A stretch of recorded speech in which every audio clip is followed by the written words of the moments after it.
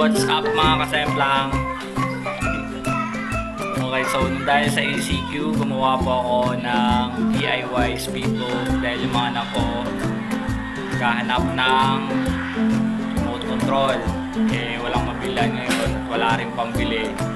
Gumawa po ako galing sa mga scrap materials, sa mga lumang toys nila na may mga dynamo at tinanggal ko, which is yun yung dating ginagawa ng bata pa ako.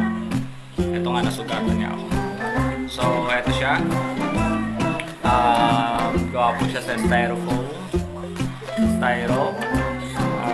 Ito galing sa remote control, naka-tail niya.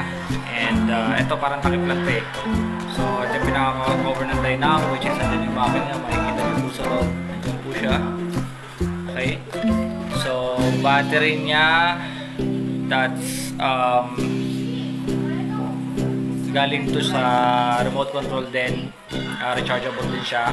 Doon siya lang dito, may charger din siya. At nilagyan po siya ng switch para hindi po delikado sa mga bata. Para hindi rin mag-short circuit. Diba, nasubukan.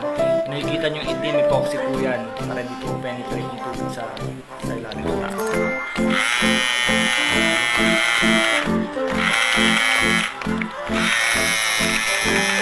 Nakikita nyo puro tinta yung kamay ko dahil nga sa pinaka-ehe na ito gawa sa ballpen. Okay, ito gawa lang sa lata yung propeller niya. Yan lang, sinagyan ko lang ng Lego na tao na walang kamay.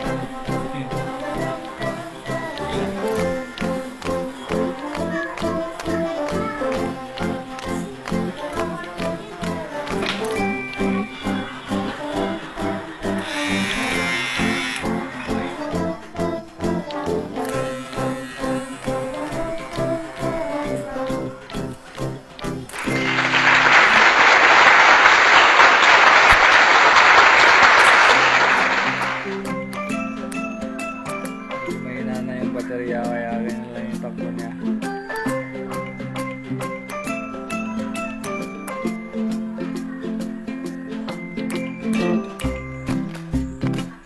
Pag sinasabi niya paikot-ikot dahil wala po siyang timon na tinatawag or maneuver.